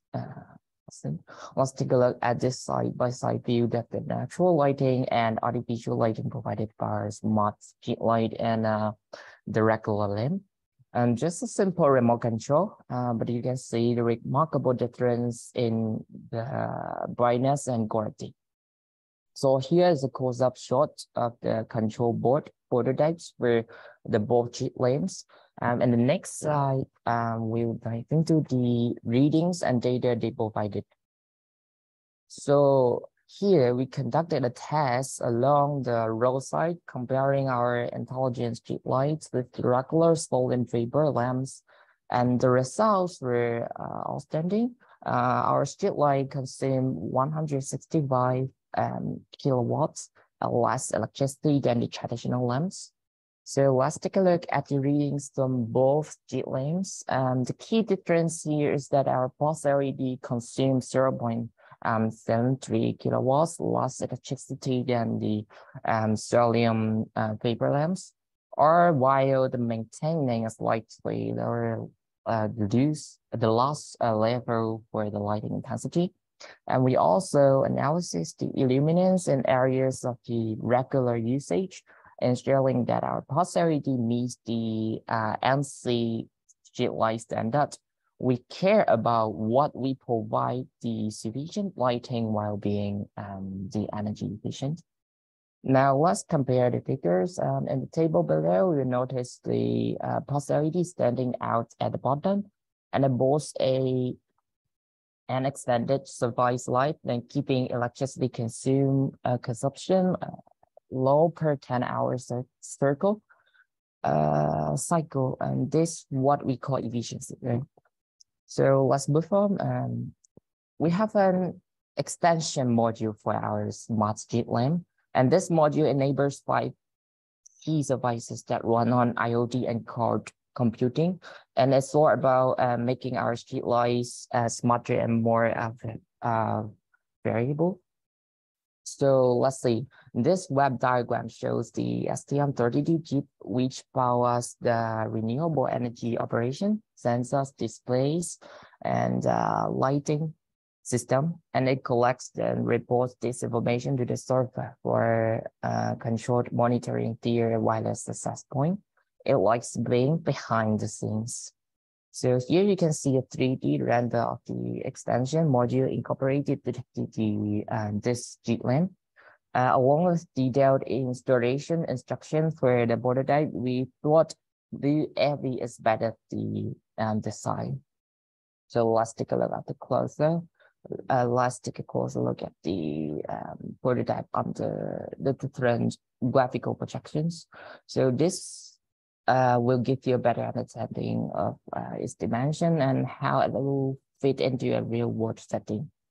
So all of the features mentioned earlier facilitate through a tailor-made application and which displays the basic information for the operator, records energy generated, shows gases, checks the sunlight sources for adjustment, and also connects the wireless access point.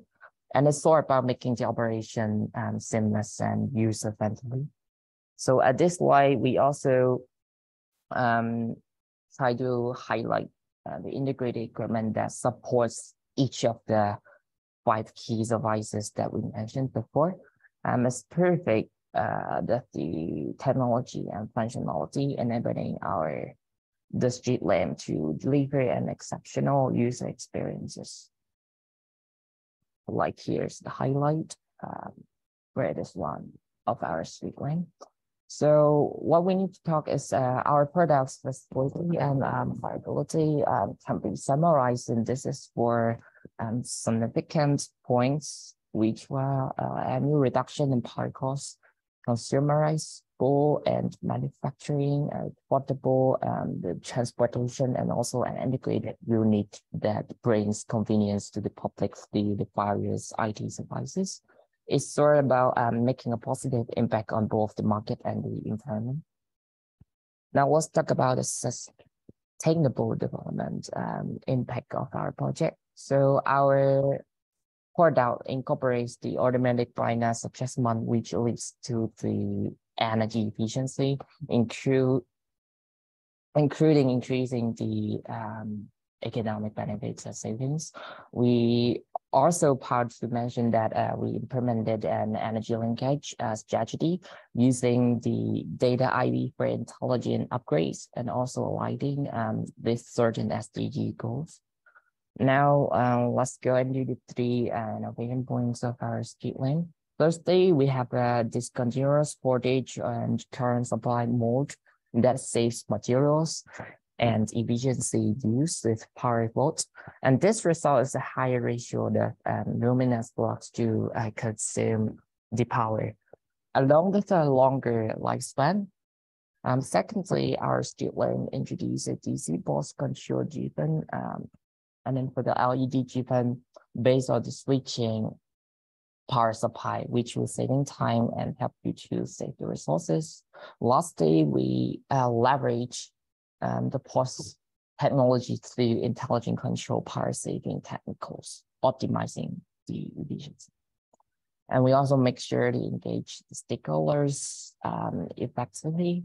So our project is already registered a patent under the MCUR. So we also have a great performance as a carbon neutrality forum for doctoral students in China, where we stood out as the only undergraduate team. So it's very incredible to see our work being recognized in such extinct gatherings. And I would like to recommend the Enlight Global Dialogue to all of you. And it's a fantastic platform for discussing the sustainable development at the campuses and also the communities, where you can showcase your idea and contribute to the implementation of the SDGs. Now let's take a look to the 2022 SDG Open Hack in Tsinghua University, and that is the project from our Intelligent Street Lamp, which won the Technical Innovation Award. It's very an incredible experience, and we are proud of our achievements. So since 2019, our project also be awarded numerous titles, and we have such amazing journey, and we are very grateful to the recognition and support that we receive. Now, guess what we're going to talk about? Let's say the 2023 SDG Open Hack is happening again. So we are very excited to invite you to participate. Let's check out the website and scan the QR code for registration. Remember, deadline for signups is the 1st of June. There's 17 hacks themes creativity to choose from. So please let your innovation shine, and we especially welcome students from Russia and also students from Tsinghua University to team up with us with a birth of brainstorming sections. So together, I believe that we can make a difference of implementing SDGs for betterment of humanity. Finally, we are ready to share this project with you guys, and we are open to enhancing it further for the betterment for the street lighting market and also the environment. So please feel free to reach out to me through the provided contact information here, and also here's my Instagram booth. I would love to hear your amazing thoughts, and who knows, maybe we can even team up for the further SDG opening hack. So thank you for all of your valuable time and attention. Thank you. Thank you, Garvey, for such an amazing presentation and for sharing with us the Open Hack SDG Tsinghua competition, and which includes all 70 SDG goals, and such competition will definitely provide us with a global platform to share our initiatives as youth, and they are also held in annual basis, and there are a lot of opportunities, I think, to collaborate in future in such competitions. I would like to ask Kapitalina Turbina to introduce our final speaker, please. Thank you very much, Camila. So this is our final speaker. You're absolutely right. Angelina Poligalova, also the student of a bachelor course Environmental Management in the university. And the topic is steps to reduce the carbon footprint of year's public events, case for the Ecosystem Forum in Kamchatka region. Angelina, please, it sounds really very interesting. Thank you very much for inviting me, and I'm going to present my research on the carbon footprint of youth public events, and in this case, Ecosystem Forum. So the event industry is global and continues to grow today. Public events are an integral part of everyone's social life, and the organization of events not only consumes an enormous amount of money, but also natural resources, and every aspect of the event organization contributes to greenhouse gas emissions. So, as we know, in 2015, government signed the Paris Agreement, and to reach the agreement's goal, each person's carbon footprint must be an average of 2.3 tons of carbon dioxide equivalent. Yet each participant in a certain event contributes to accounts for an amount of 1 ton of carbon dioxide equivalent, which is a lot. That is why we need to promote greenhouse gas emission accounting for the events. Now I'm going to talk a little about an ecosystem. It's a National Youth Environmental Forum that is held annually in Kamchatka region since 2022. The forum invites young people that who are involved in scientific research and social and business activities in the field of environment and nature conservation. Here I have identified the main sources of greenhouse gas emissions.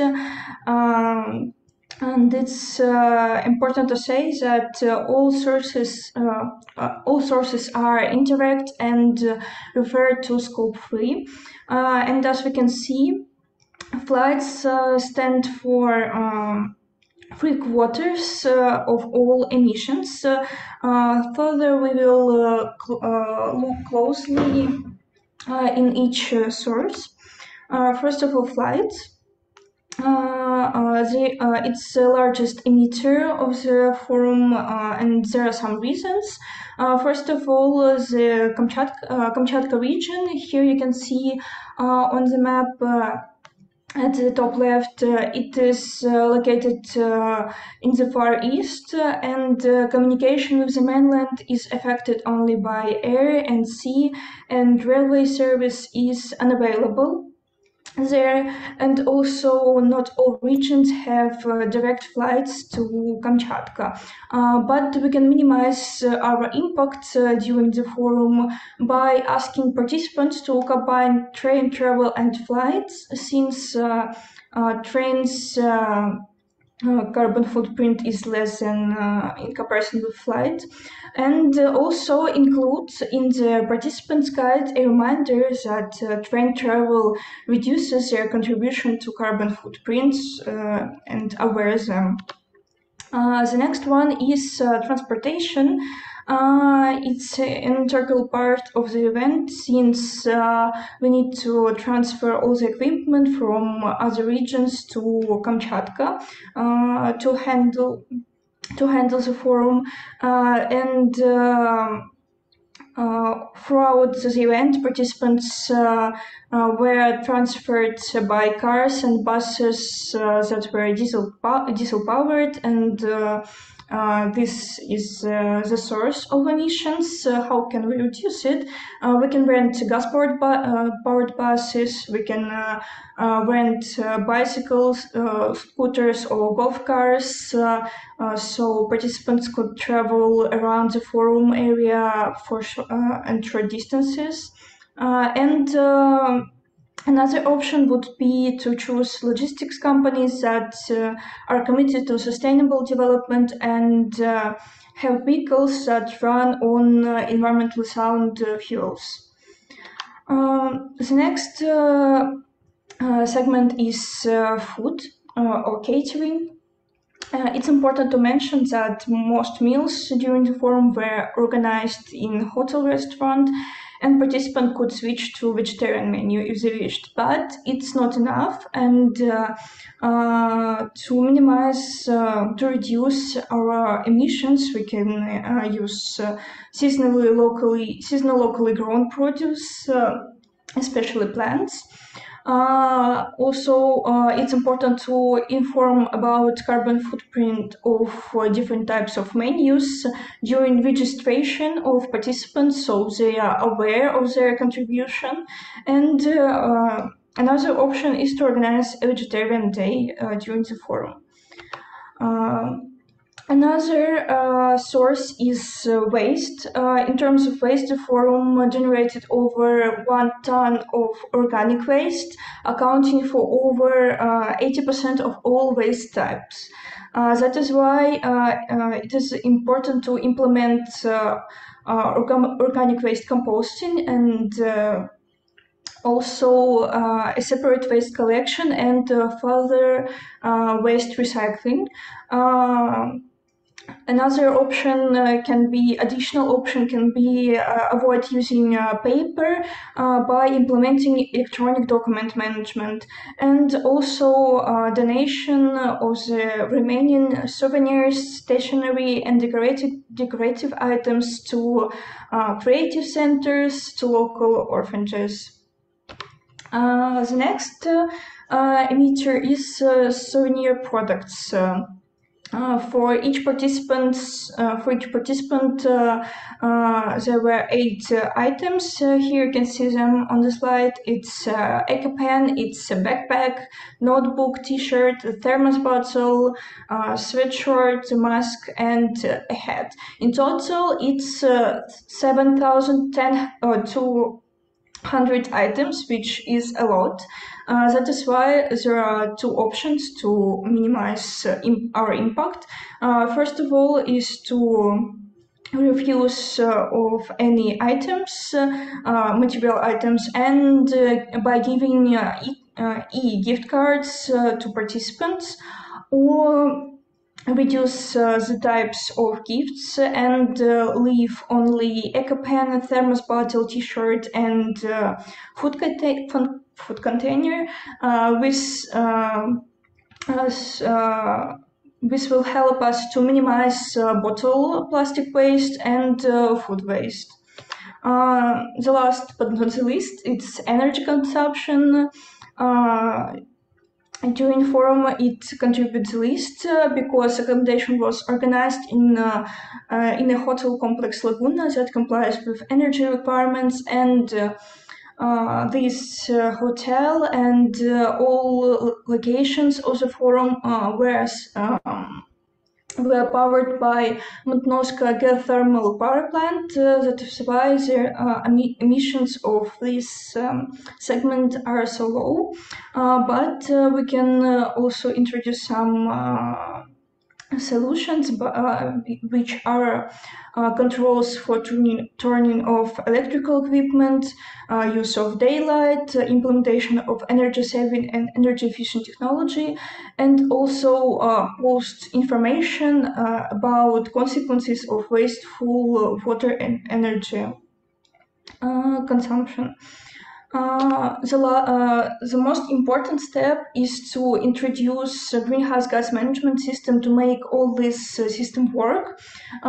First of all, develop policy and define commitments and assess the initial carbon footprint, set goals and targets, develop an emission reduction strategy, implement it after the forum is held, identify the actual carbon footprint, analyze it, and report to the public. It's very important because it provides us with conscious improvement, and it also promotes conscious and eco-friendly lifestyle among our participants. That is all I wanted to say. Thank you for your attention.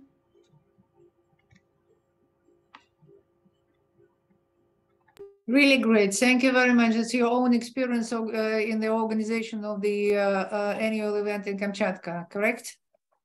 Yes. And these are the standards for this event. Yeah. And it's going to be organized again this year, right? Yes, that's right.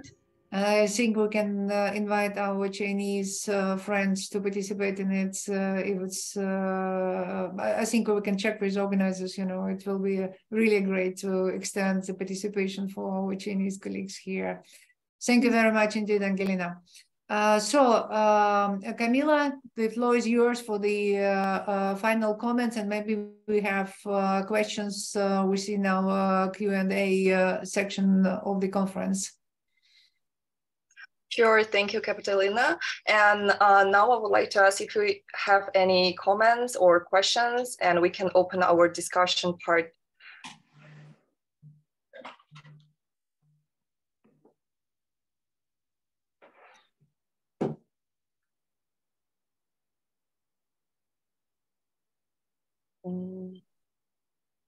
I assume from both parts, it was very interesting reports, which are giving a lot of new thoughts for the young students, because the progress is already quite visible, and I think, and this is my suggestion, to have these conferences in particular among the young generation who is really looking for the green future, to have these conferences on a regular basis.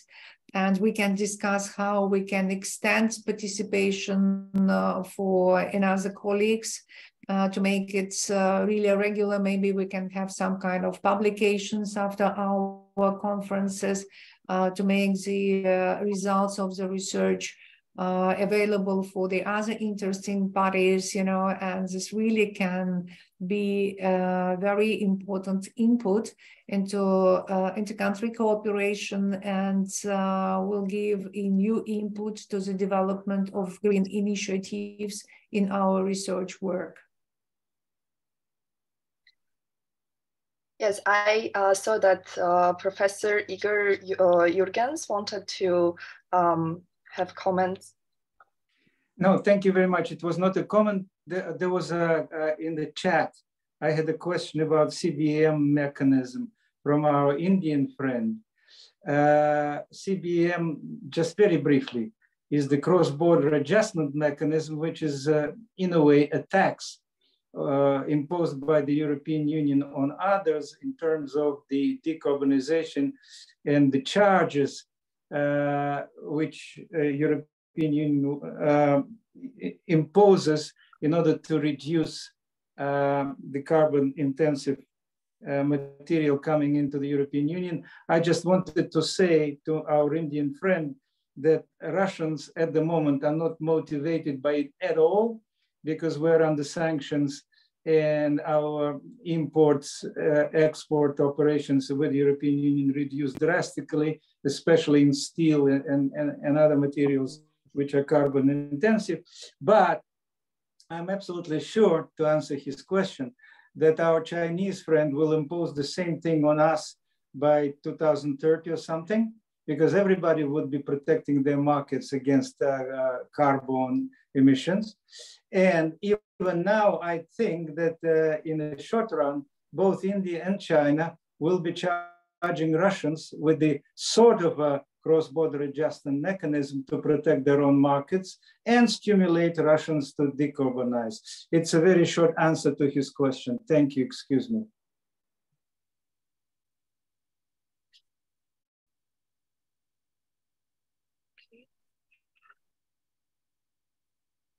Thank you, Professor Jurgens. Now I would like to maybe sum up today's session and make a little more deep introduction to my own incentives, why I decided to initiate it. And I really hope that we can with MGIMO University and Tsinghua University continue to develop this project. And I think that we will make contribution together. As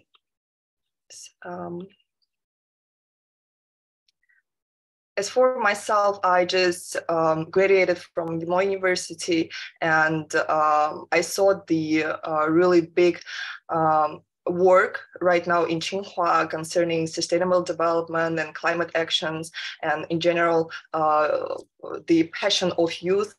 And also I was very glad to participate as a speaker at TED THU with the topic Insight into Humane Perspective on Climate Change. And I introduced the situation right now with the indigenous people in Russia. And the point is that I think that we can achieve climate justice only by our common mutual efforts. That is why I think that youth contribution is vital in this process. And I'm inviting for us to hold this forum in regular basis. And these are some contacts on Instagram, and also there is the site of Climate First Community, but I think that we can create it together because it's still just initiative.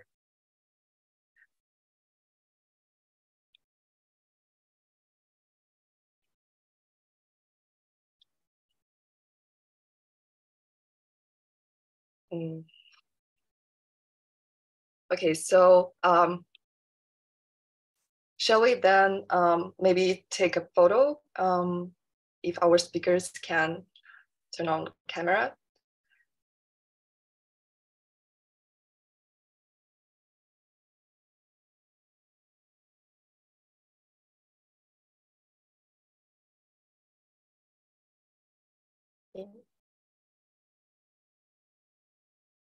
All right, the photo is taken. Okay, so thank you everyone for today's contribution, and we hope that we exchanged valuable discourse, and we will develop this project and forum in future in a regular basis. Thank you. Thank you so much, Camila, for organizing this, and everyone for...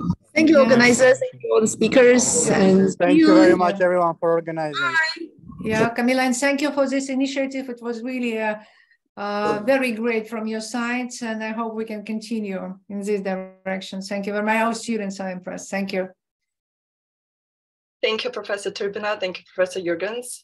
See you soon. Bye. Bye-bye.